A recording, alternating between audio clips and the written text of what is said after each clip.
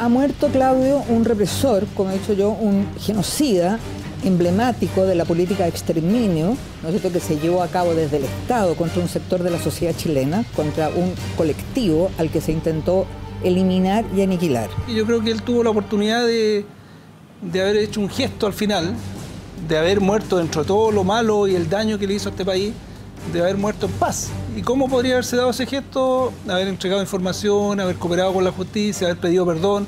La muerte de Contreras ocurre en un momento donde el país había recobrado la pública discusión en torno a la deuda que hay con la verdad y la justicia. Y es que la declaración del ex concripto Fernando Guzmán permite cambiar el curso de la investigación en el caso Quemados. Un testimonio entregado en noviembre del 2014 que desmiente la versión que hasta el momento sostenían los militares involucrados.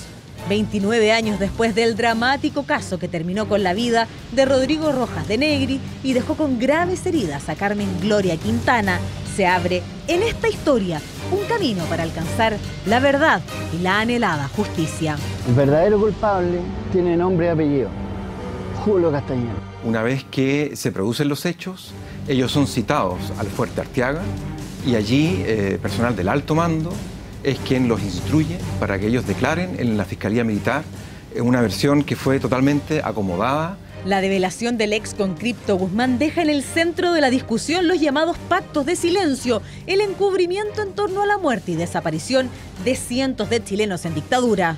Misma información que Manuel Contreras cayó. A mí se me han condenado 37 veces por condenas ejecutoriadas, 20 por condenas no ejecutoriadas todavía, y estoy procesado como por 180. Nunca me ha aprobado nada. ¿La justicia lo ha aprobado? Pero no me ha aprobado nada, estoy diciendo. Durante los 4 años que ejercí el mando, ustedes conocen las sucesivas acciones en que busqué justamente condolerme, reconocer el nunca más, asumir la responsabilidad institucional, llamar a entregar información. ¿Qué le parecen esas palabras? Déjame reírme, déjame reírme. Los nuevos antecedentes en el caso Quemados, la agonía y muerte del ex líder de la DINA permiten abrir un capítulo de la historia de nuestro país que a más de 40 años aún clama por verdad y justicia. Nuestra sociedad aprovecha cada coyuntura para seguir buscando verdad y justicia, y eso yo lo valoro porque otras sociedades han perdido eso. 25 años desde el fin del régimen militar y la madre de Rodrigo Rojas hace extensiva la responsabilidad a los distintos presidentes desde el retorno a la democracia. Yo he denunciado la concertación, que ellos se prestaron para el pacto del silencio. Ellos encubrieron a los militares, ellos los protegieron. Sin embargo, el propio expresidente Ricardo Lagos da cuenta que en Chile se ha avanzado, más que en otros países, en el esclarecimiento de la verdad. ¿Cuántos países del mundo tienen una comisión Reti? ¿Cuántos países del mundo tienen una comisión Walsh? Por lo que yo sé, no hay otro país del mundo que ha abordado el tema prisión política y tortura en la profundidad que fuimos capaces de hacerlo nosotros. Manuel Contreras murió cumpliendo condena. Por motivos de salud, el deceso fue en el hospital militar. Sin embargo, hasta septiembre del año 2014 pasaba sus días en el penal Punta Peuco, recinto exclusivo para militares condenados por violaciones a los derechos humanos. El cierre de este recinto es un anhelo de muchos, sin embargo, una decisión solo de la presidenta. No queremos más Punta de Peuco, esta democracia ya no lo requiere, el país cambió. El cierre de Punta de Peuco es una posibilidad real, que es un tema que se está discutiendo, que se está trabajando y espero que en esa dirección se camine. Todo Chile sabe perfectamente las condiciones de Punta de Peuco, las fiestas que allí se han organizado, el propio Mamo celebró su matrimonio en Punta de Peuco en su época. La muerte de Manuel Contreras revive el dolor de muchos chilenos que aún claman por conocer la verdad y obtener justicia. El Mamo murió cumpliendo pena efectiva, pero con el silencio de una verdad que muchos esperaban conocer.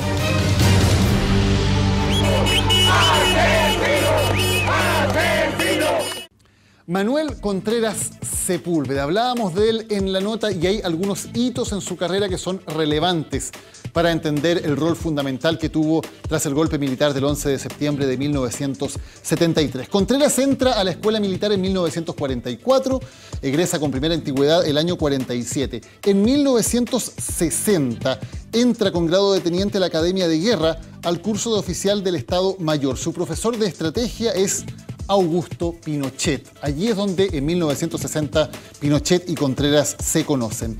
En 1967, este es un dato fundamental, viaja fuera del país para realizar un posgrado de oficial de Estado Mayor en la Escuela de las Américas, donde recibe preparación militar en lucha antisubversiva. La Escuela de las Américas, que era realizada por los Estados Unidos, fue un elemento fundamental, donde se reunieron gran parte de las personas que luego estarían a cargo de la represión en las distintas dictaduras del Cono Sur. Una de ellas, por cierto, fue Manuel Contreras.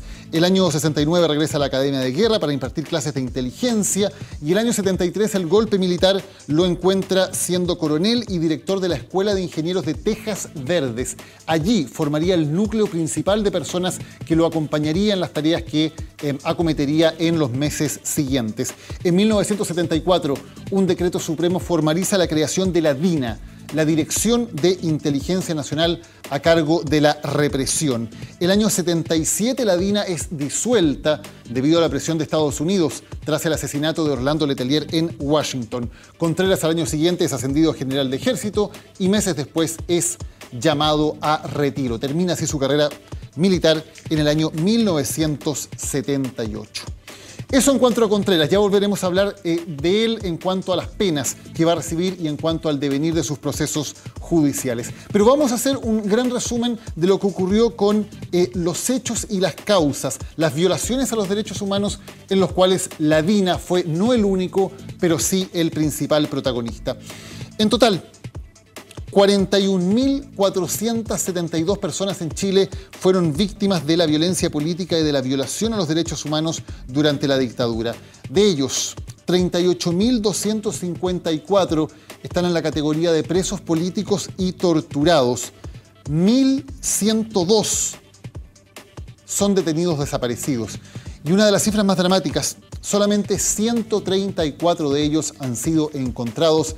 La gran mayoría de los detenidos desaparecidos todavía no han podido ser encontrados ni se ha podido dar a sus familias la tranquilidad de saber cuál es el destino final de sus restos. Además, 2.116 personas fueron ejecutadas durante la dictadura por agentes de la seguridad del Estado. ¿Qué pasó con los procesos judiciales que comienzan a producirse muy lentamente tras el fin de la dictadura? Hoy tenemos en total a 1.213 personas que han sido procesadas. De ellas, 298 han sido condenadas por distintos casos de violaciones a los derechos humanos. De esos 298 condenados, hay 97 que cumplen condena en prisión efectiva. 97. La gran mayoría de ellos en el penal de Punta Peuco. Allí hay 91 y otros 6 están en distintos penales del país. En cuanto a la libertad vigilada, hay 194 personas que están cumpliendo penas en libertad vigilada y que por lo tanto no están en la cárcel, penas menores a 5 años. Digamos que solamente el año pasado, 2014, se abrieron 121 causas nuevas, se dictaron 133 procesamientos y 92 acusaciones. Revisemos algunos de los casos emblemáticos, de los casos simbólicos de violaciones a los derechos humanos durante la dictadura. Partimos con el caso Quemados, que ha estado también en la actualidad en las últimas semanas. En 1986, una patrulla militar comandada por el teniente Pedro Fernández Ditus golpea, rocía con benzina y quema a Rodrigo Rojas de Negri y Carmen Gloria Quintana. Como sabemos, Rodrigo Rojas muere producto de las heridas. En 1993, la Corte Suprema condena solamente a Fernández Ditus a una pena de apenas 600 días de cárcel por estos hechos, por la responsabilidad en incumplimiento de deberes militares. Esto fue tomado por la justicia militar. Recién ahora, en julio de 2015, el testimonio del ex conscripto Fernando Guzmán permite reabrir este caso y que se dicten órdenes de detención en contra de los funcionarios militares involucrados que son sometidos a proceso por homicidio calificado y por homicidio frustrado. El caso Letelier, fundamental para comenzar a abrir las primeras puertas de justicia en casos de derechos humanos. El 21 de septiembre de 1976, Orlando Letelier y su secretaria, Ronnie Muffin, son asesinados en Washington cuando una bomba estalla en el vehículo que los transportaba. Letelier estaba exiliado en los Estados Unidos, había sido ministro de Defensa, también canciller en el gobierno del presidente Allende. Las investigaciones de la justicia norteamericana inmediatamente apuntan hacia la DINA y hacia la responsabilidad de Manuel Contreras. Ello, de hecho, obliga a que la DINA sea disuelta. Cuando se dicta la ley de amnistía del año 78, este caso, el caso Letelier, es excluido expresamente de la ley de amnistía por las presiones del gobierno de Estados Unidos. Y eso abre la puerta que, ya al regreso a la democracia, en el año 1995, el juez Bañados dicte condenas contra Manuel Contreras y Pedro Espinosa. Son las primeras condenas contra la cúpula de la DINA y el primer caso por el cual Contreras debe ingresar a la cárcel.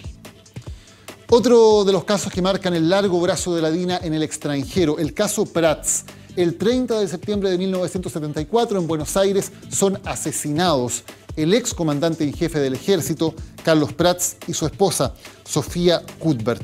El caso avanza en Argentina. El año 2000 es condenado el ex agente de la DINA, Eduardo Arancibia Clavel, por su participación en el asesinato.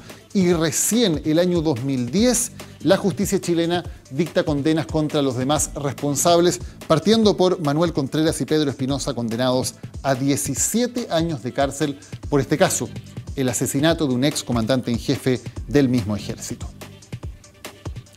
Revisamos ahora el caso Calle Conferencia. En 1976 son capturados, torturados y asesinados los 8 dirigentes que formaban la plana mayor del Partido Comunista en la clandestinidad.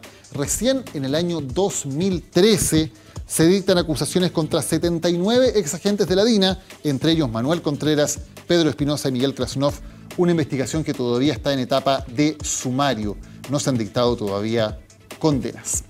Hablábamos del caso de Contreras y de cómo su condena en el caso Letelier había sido fundamental en la creación de la primera cárcel militar. Veamos cuáles son esos datos acerca de las cárceles creadas para que los violadores de derechos humanos cumplan sus condenas. Punta Peuco. Esta cárcel es creada en el año 1995 en la comuna de Tiltil, en el gobierno del presidente Frei Ruiz-Tagle. Se hace precisamente como parte de una transacción con el ejército para que Manuel Contreras entre a una cárcel a cumplir con su condena por el caso Letelier, aunque en condiciones de bastante privilegio, con anillos interiores en los primeros momentos, por ejemplo, controlados por personal militar. Luego eso cambiaría y esos anillos quedarían bajo la custodia de Gendarmería. Hoy el número de reclusos es de 91 en esa cárcel de Punta Peuco. El otro penal es el Centro Penitenciario Cordillera, creado en el año 2004 por un decreto del presidente Ricardo Lagos en las dependencias del Comando de Telecomunicaciones del Ejército.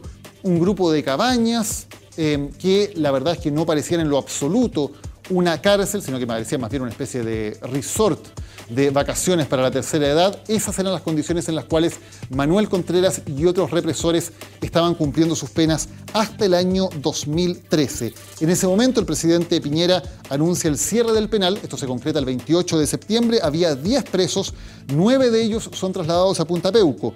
Manuel Contreras, Miguel Krasnov, Marcelo Morenbrito, Pedro Espinosa, Jorge del Río, José Sara, César Manríquez, Hugo Salas y David Miranda. El 10º preso, Odlanier Mena, se suicidó antes de ser trasladado al penal de Punta Peuco, que hoy sigue siendo el único penal ante el cierre de Cordillera que tiene a los militares condenados por violaciones a los derechos humanos. Hay un debate abierto sobre qué hacer con Punta Peuco, si debe o no seguir funcionando.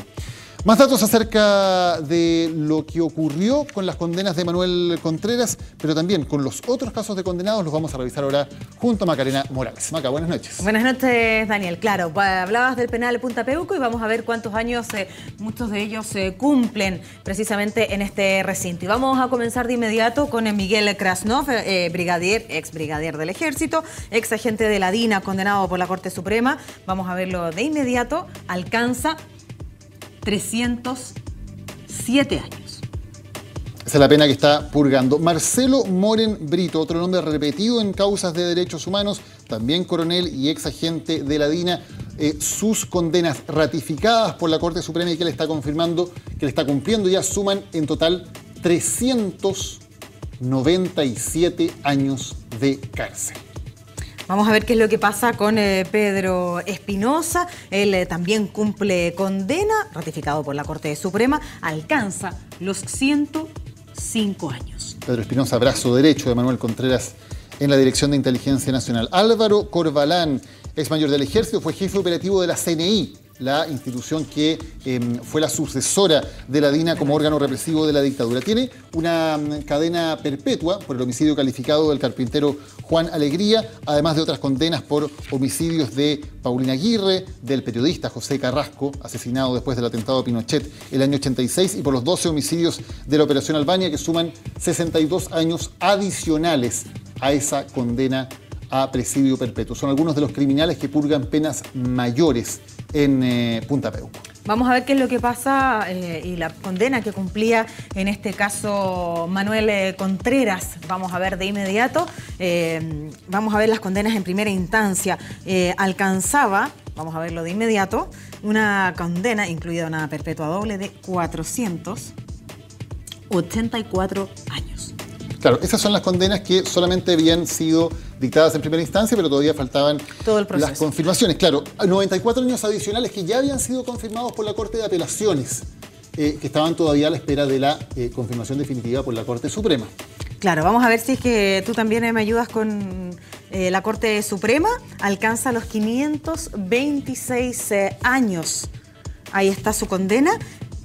Y de inmediato vamos a ver cuántos... Claro, casos como el caso Letelier, por ejemplo, Villa Grimaldi, la Operación Colombo, el caso Prats. El mismo Tejas Verdes, donde él estuvo ahí. El asesinato de Yara Aaron Sigliski, todos ellos eran ya absolutamente confirmados las penas por la Corte Suprema y por eso estaba cumpliendo también esa pena de 526 años. Sumadas, las que ya estaban ratificadas y las que eran de primera o segunda instancia, en total, las penas dictadas contra Manuel Contreras son de 1.104 años y eso, como lo decíamos al principio de este programa, lo convierte en el peor criminal de la historia de Chile en cuanto a sus condenas judiciales. El criminal con mayor cantidad de condenas, con mayor cantidad de años de condenas y también por crímenes de una atrocidad única en la historia de Chile. Exactamente, bueno, 1.104 años el total, condenado y ya confirmado por la Corte Suprema, 526. La muerte lo encontró precisamente cumpliendo parte de esta condena de 526 años. ¿Cuántos de ellos cumplió? Nos preguntábamos.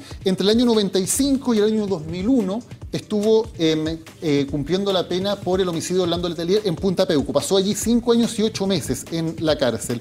Luego quedó en presidio en arresto domiciliario por otros casos y el 2005 nuevamente entra a la cárcel, esta vez al penal Cordillera, por la desaparición de un militante del MIR. Está entre el 2005 y el 2013 en Cordillera, el 2013 se cierra Cordillera, se va a Punta Peuco y en septiembre de 2014 es trasladado al hospital militar por problemas de salud, donde finalmente muere. Claro, exactamente, muere lo decíamos también en la nota, en el hospital militar por problemas de salud, pero por supuesto cumpliendo esta condena y que en estos casos le correspondía al penal Punta Peuco. Parte mínima de esos 526 años en los cuales al menos ya tenía confirmada su condena. Sí, en total 16 años y medio son los que efectivamente alcanzó a cumplir en esos distintos periodos en la cárcel Manuel Contreras, el principal de los represores, el líder de la principal institución de represión durante la dictadura en Chile, la DINA. Ahí sueltadita. Gracias, Maca. Buenas noches. Buenas noches, Daniel. Nosotros vamos a hacer una pausa en el viaje al centro de la noticia, pero a la vuelta vendremos con el debate de lo que viene en los temas de derechos humanos. Estaremos hablando con uno de los abogados que ha liderado estas causas desde la dictadura y también en el último bloque del programa con un juez que fue fundamental en las condenas contra Manuel Contreras. Ya volvemos.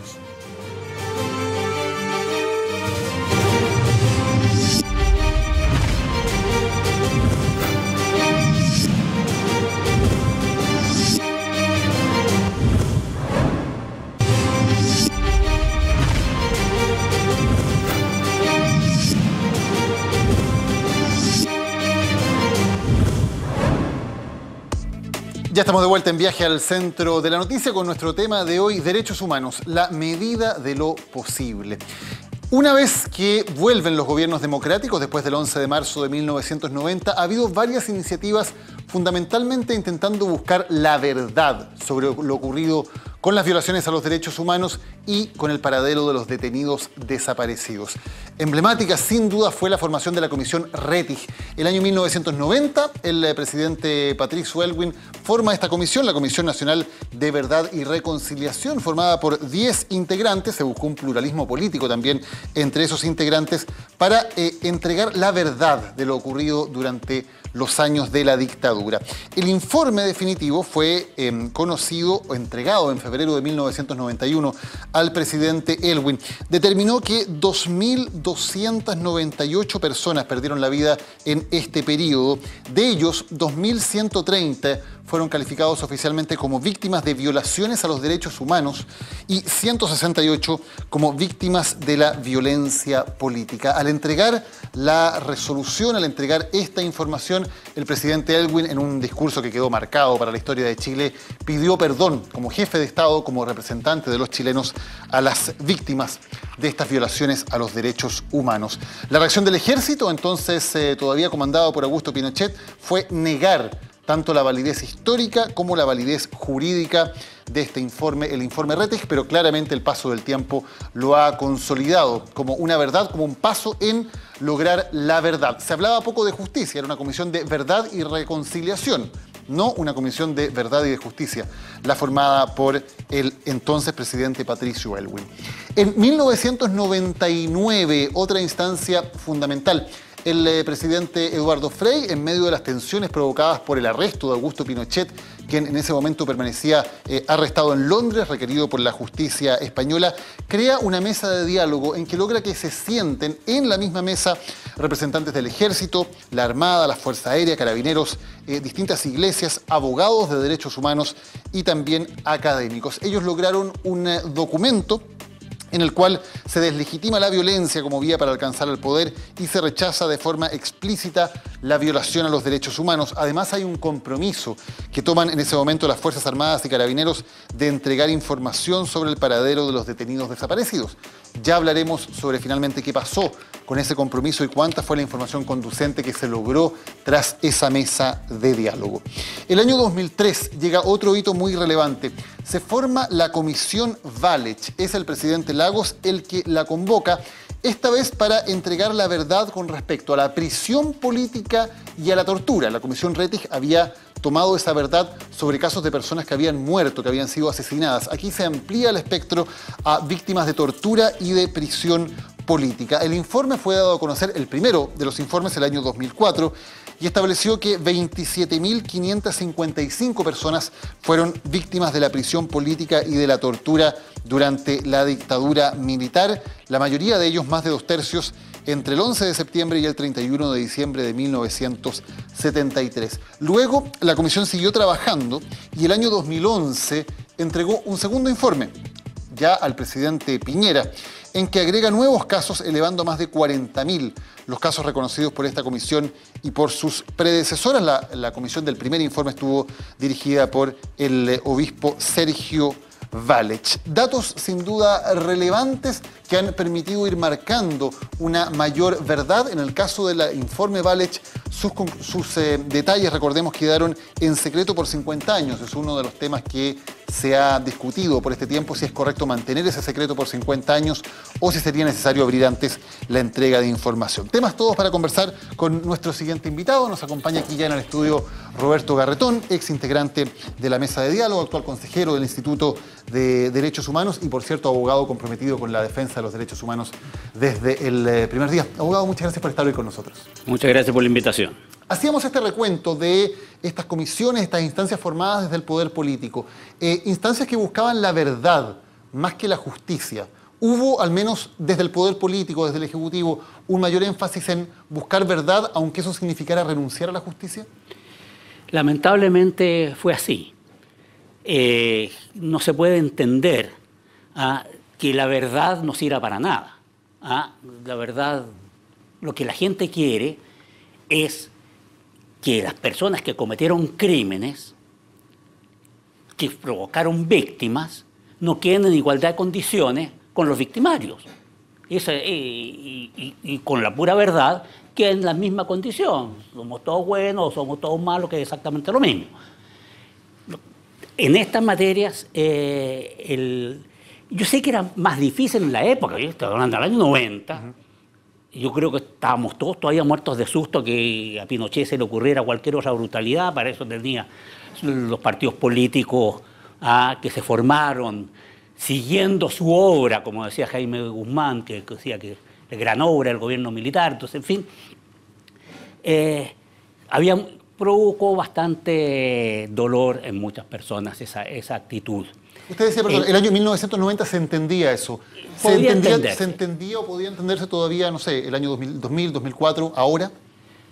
Claramente no.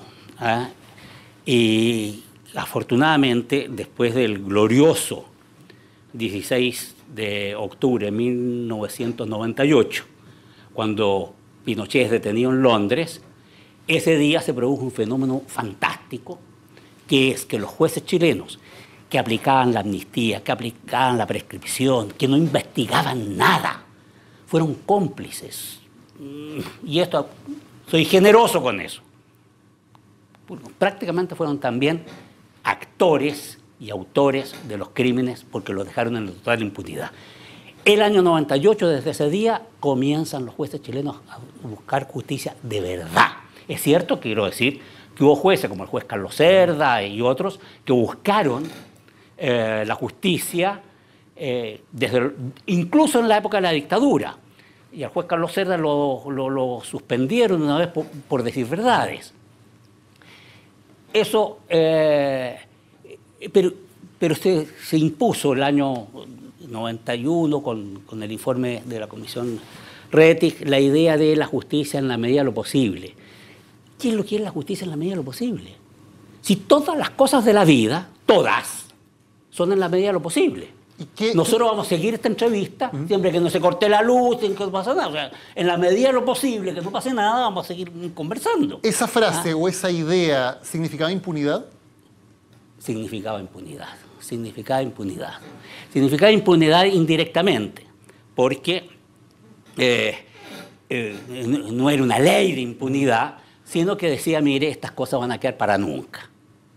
Ahora, en los años 90 hubo incluso intentos de aplicar, por ejemplo, leyes de punto final, que estuvieron relativamente cerca de tener éxito. Más bien fue en el gobierno de Freyre. Claro, en la segunda mitad de los años 90 hubo incluso un proyecto al respecto que luego no logró el consenso en la concertación. Mi pregunta es, desde el poder político, ¿había una cierta intención de dejar todo hasta aquí, hasta que los jueces desde el año 98 comienzan a tomar la iniciativa? Yo creo que sí. Porque si no, uno no entiende que la desesperación del presidente Frey, del ministro Insulza, la desesperación, porque Pinochet estaba preso, ¿cómo los vamos a buscar? Y del lado de los pinochetistas fueron todos a solidarizar con él, el año 98. Ellos dicen que están muy arrepentidos de lo que hicieron, no están arrepentidos de nada. El año 98 fueron todos a Londres a ver a su ídolo. El gobierno decía que estaba defendiendo un principio en ese momento. Claro. Los principios en materia de derechos humanos son los derechos humanos. No hay otros. ¿La mesa de diálogo sirvió? ¿Fue útil hacerla? ¿Fue correcto hacerla? Yo creo que fue correcto hacerla porque dialogar siempre es bueno. Y esa fue mi postura. Además, tener la oportunidad de tener frente a nosotros, no con la ametralladora o con un juez militar enfrente, como nos enfrentamos los abogados todos los días con los jueces militares, con su grosera manera de relacionarse con los abogados, teníamos aquí la oportunidad de hablar de igual a igual. Y eso fue importante y dijimos muchas cosas que se reflejaron en el documento final de la mesa de diálogo. Y de la mesa de diálogo salió también algunos pasitos intermedios, no tiene mucha importancia, salieron la designación de jueces especiales nombrados por las Cortes de Apelaciones o por la Corte Suprema para investigar los hechos. Y eso viene produce el efecto que tenemos hoy día. Es muy difícil hoy día que alguien diga que vivimos en el reino de la impunidad. Es cierto, hubo causas que quedaron cerradas para siempre, pero hoy día hay una enorme cantidad de victimarios que están privados de libertad, que nadie los ha torturado, nadie los va a torturar. En juicios en que se les ha respetado todos sus derechos. Y eso es legítimo. Aquí ningún juez de estos que están investigando puede cometer la más mínima infracción a las normas del debido proceso, porque se le viene todo abajo. Imagínense a los titulares del Mercurio cómo serían. Abogado, las Fuerzas Armadas se comprometieron a entregar información sobre el paradero de los detenidos desaparecidos bajo secreto profesional. Se puso una fecha tope, enero del año 2001. ¿Ese compromiso se cumplió? No se ha cumplido hasta hoy día. No se va a cumplir nunca, porque están juramentados. Todos saben lo que hicieron. No hay nadie que no sepa lo que hizo. Todos supieron lo que hicieron sus colegas, sus superiores, sus inferiores, los del mismo rango. Todos supimos todo. Es decir, nosotros supimos las consecuencias, no quienes los eran. Ahora sí se ha ido investigando gracias a la acción de los jueces, quiénes fueron los hechores materiales. ¿Pero es posible sostener que toda la gente que tiene la información, por ejemplo, ya está en retiro y que por lo tanto el ejército y las demás instituciones no tienen cómo obligarlos a que entreguen esa información? Eso reflejaría muy bien cuál es la moralidad de los miembros de las Fuerzas Armadas que siguieron a Pinochet, que son la mentira. Toda violación de derechos, todo crimen contra la humanidad, escúcheme bien esto, todo crimen contra la humanidad tiene 3 elementos que no pueden faltar nunca. Uno, el hecho violento, el secuestro, la tortura, el asesinato. 2, la mentira. Ese hecho es negado. Fue obra del Partido Comunista. Fue una venganza entre partes. Fueron hechos por ratones. ¿Te acuerdas de toda esa historia del diario de la Operación Colombo? Todo mentira. Y 3, tremenda cobardía. Los que cometieron estos crímenes son brutalmente cobardes, que no quieren asumir su responsabilidad ni la van a asumir nunca, porque son estructural y doctrinariamente cobardes. No nos equivoquemos. ¿Y esos cobardes, abogado, están todos en retiro? ¿Ya no están dentro de las Fuerzas Armadas? No sé qué porcentaje están todavía en retiro. Yo supongo que el comandante en jefe del Ejército debería estar... no sé, la verdad es que no tengo idea. No les llevo el rating a los generales. Lo decíamos, más bien son los jueces los que aquí lograron generar cierto nivel de justicia en muchos casos importantes. Desde el punto de vista del poder político, ¿qué señales faltan que tomen los poderes ejecutivo y legislativo, los poderes democráticos en Chile, para un real compromiso con la causa de los derechos humanos? Muchas cosas. Primero, educar en derechos humanos. Aquí ha habido un veto a la educación en derechos humanos de todos los presidentes y presidentas. No se enseña derechos humanos. No se enseña. Siendo que eso está en una de las recomendaciones importantes, aunque en mi concepto con un error, en el informe Rettig. Tiene que enseñarse los derechos humanos, única forma de ir progresando en la construcción democrática. El error que tiene es que dice que debe hacerse una enseñanza de los derechos humanos compartiendo o con una visión compartida de lo que son los derechos humanos. ¿Qué visión compartida? Yo no puedo tener visión compartida de los derechos humanos con Manuel Contreras, no puedo tener con nadie que haya participado con la dictadura. Hay que enseñar, aunque no haya visiones compartidas, los derechos humanos es el fenómeno cultural más importante de la historia. Abogado, ¿y cómo entiende usted? Usted dice ha habido un veto de los presidentes y de la presidenta. La presidenta Bachelet, ella misma una víctima de violación a los derechos humanos. Pero no se enseña derechos humanos. Nadie ha querido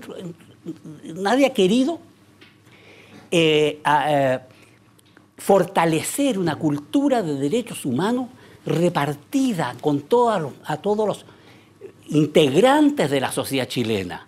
No. Entonces salen las cosas raras, ¿no es cierto?, de que los discursos del señor Asbun, ¿no es cierto?, el diputado, que confunde todo, en cuanto a que un delito corriente cometido por un ciudadano pasa a ser violación de derechos humanos, que no tiene nada que ver. La relación ciudadano-Estado, esa es la que regla los derechos humanos.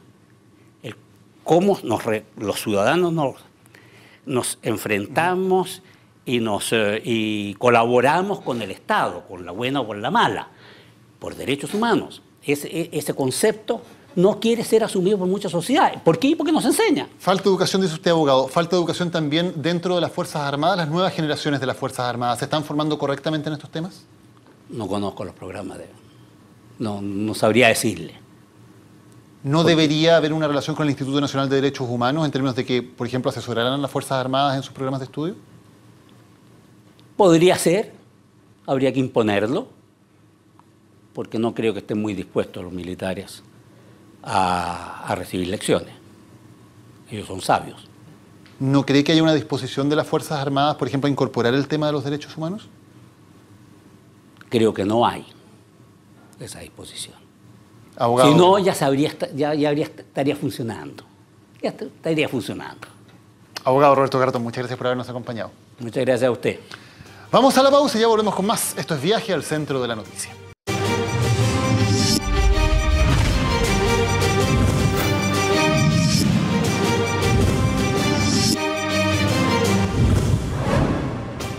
Lo conversábamos en el bloque anterior con Roberto Garatón. Muchas veces la voluntad política faltó, pero hubo jueces que desde 1998 en adelante sí lograron y siguen logrando importantes avances en la investigación de estas materias. Uno de ellos, sin duda, nuestro siguiente invitado, el exministro de la Corte de Apelaciones, Alejandro Solís. Señor Solís, muchas gracias por acompañarnos hoy en Viaje al Centro. Encantado de estar con ustedes.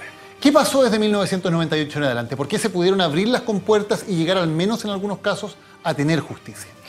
Yo diría que al aceptar el ministro Guzmán a tramitación la querella de Gladys Marín contra Pinochet y otros, la gente se dio cuenta que en el Poder Judicial se podía tener confianza. Y comenzaron a presentar querellas o denuncias. Tanto así que llega un momento en que Juan Guzmán tenía 200 causas en tramitación. Un ministro de la Suprema estudió el caso y dijo, es imposible que una sola persona lleve esta cantidad de procesos. A raíz de eso, la Suprema nombró jueces y ministros con dedicación preferente para estas causas de derechos humanos. Ahí intervine yo a contar del 2002. Y usted llevó muchísimas de esas investigaciones. ¿Sintió siempre que había un respaldo político, un respaldo del Estado en cuanto a que era muy importante hacer justicia en estos casos? No, yo diría que no, por dos razones. Primero, porque se supone que el Poder Judicial es autónomo. Nunca vamos a tener influencia en favor o en contra del Poder Político. Y por otro lado, algunas soluciones políticas no las podíamos invocar nosotros, por ejemplo. ¿Qué tipo de soluciones? El hecho de poder revisar recintos secretos de detención, por ejemplo, o pedir antecedentes que estaban en poder de la justicia militar y que se negaban a entregarlo.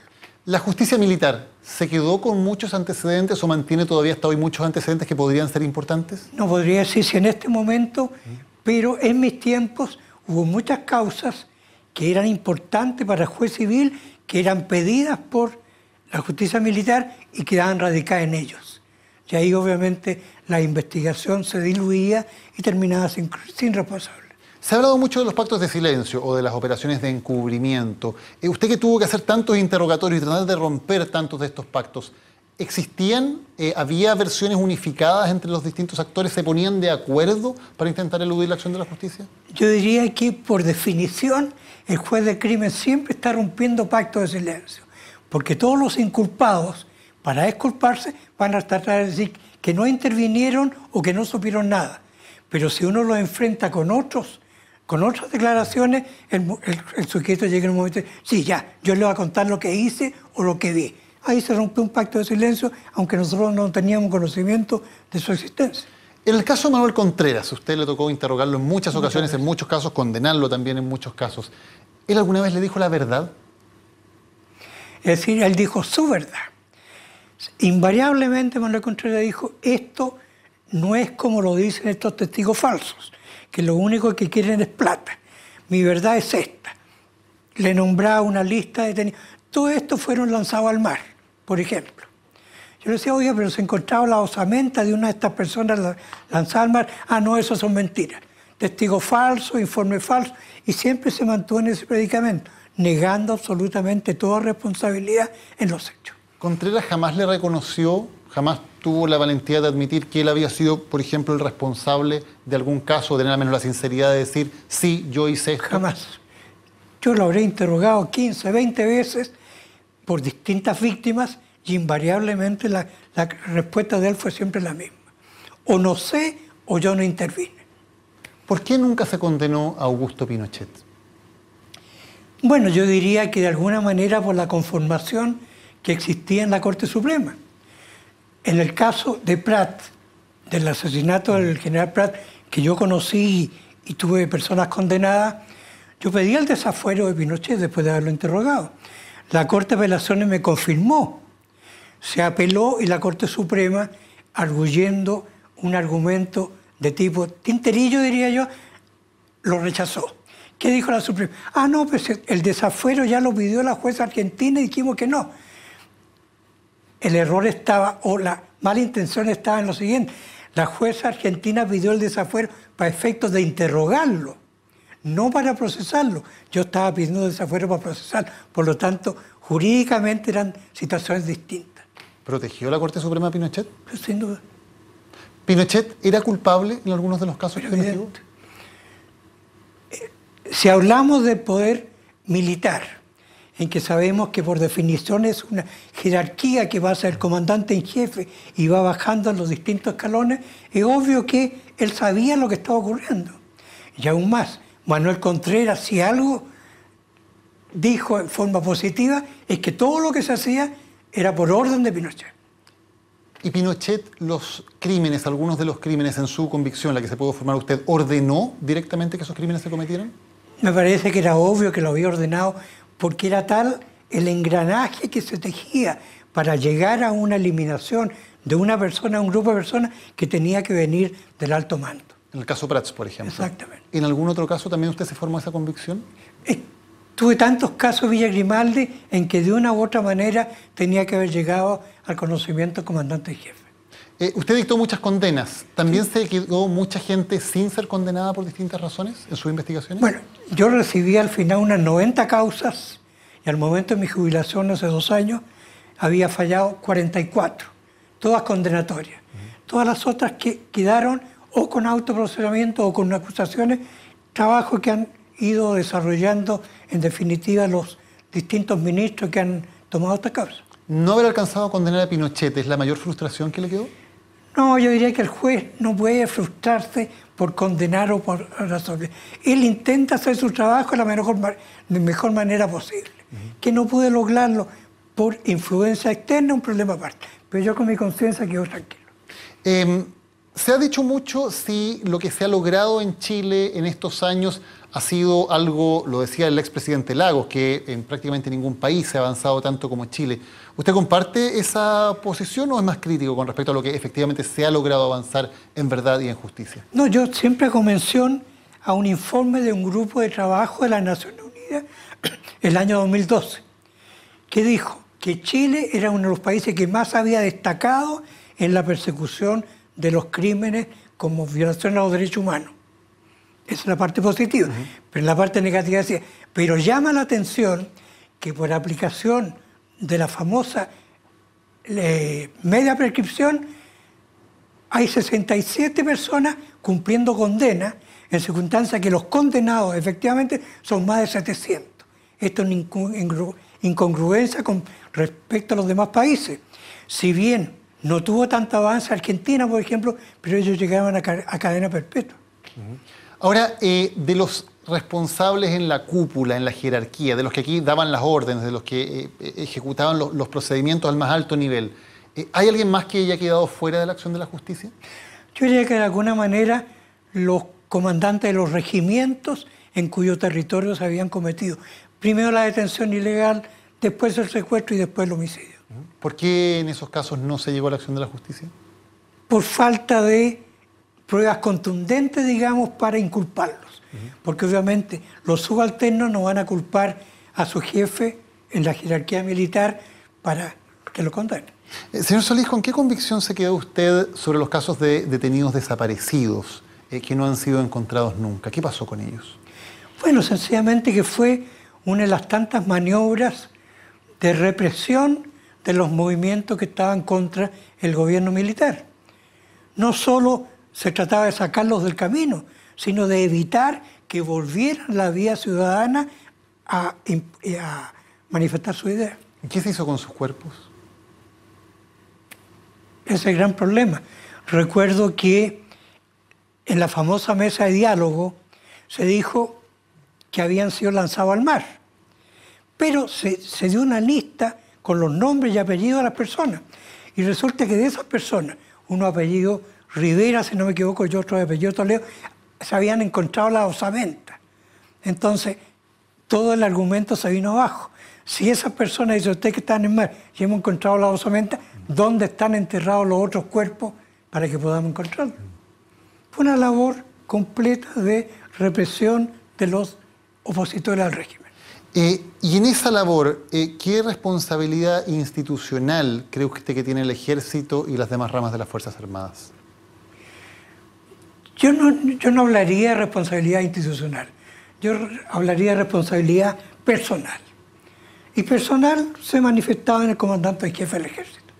Ahora, el problema es que uno pedía antecedentes a las altas esferas militares y se negaban, o se diluían en algunos casos desdorosa para el ministro. Yo he contado que cuando conocí el Paso Prat, Pedro Espinosa, que estaba encausado, me hizo llegar un oficio en que el coronel Morales Salgado le informaba a Manuel Contreras. Me constituí según su orden en Argentina y en Buenos Aires contraté que el general Prat vive en tal parte, tiene tales teléfonos, usa tal vehículo, no tiene resguardo personal, su señora tiene un auto, etc. Esto salió publicado en los medios porque dio a entender, sin reconocerlo expresamente Espinosa, que lo había obtenido de la Dirección de Inteligencia del Ejército, de los archivos. El general director de Inteligencia me invitó, venga aquí, ten la oficina, las puertas abiertas. Ingenuamente partí, comprenderá que me mostró estantes que no tenían ningún documento de valor para mí, habían croquis de Bolivia, de Perú, qué sé yo. Y en un momento el general me dice, mire, esos sacos de basura pedí que no los votaran hasta que usted los revisara. Yo le dije, general, aquí terminó la visita. Yo no estoy aquí para revisar la basura del Ejército. Y di por terminada la diligencia. ¿Cómo lo puede interpretar usted? Un menoscabo al ministro que se le había ocurrido ingenuamente ir a pedir antecedentes a la Dirección de Inteligencia del Ejército. ¿Se ganó adversarios usted? ¿Se ganó adversarios? Seguramente. ¿No llegó nunca a la Corte Suprema? Por razones de otro tipo, diría yo.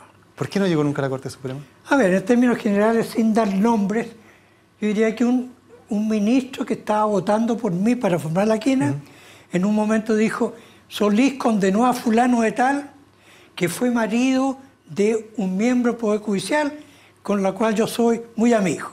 Si sabe que yo voté por Solís, me quita el saludo. Ese fue el razonamiento para quitarme un voto, y obviamente no fui en la quina respectiva. Alejandro Solís, muchas gracias por habernos acompañado hoy en Viaje al Centro de la Noticia. Buenas noches.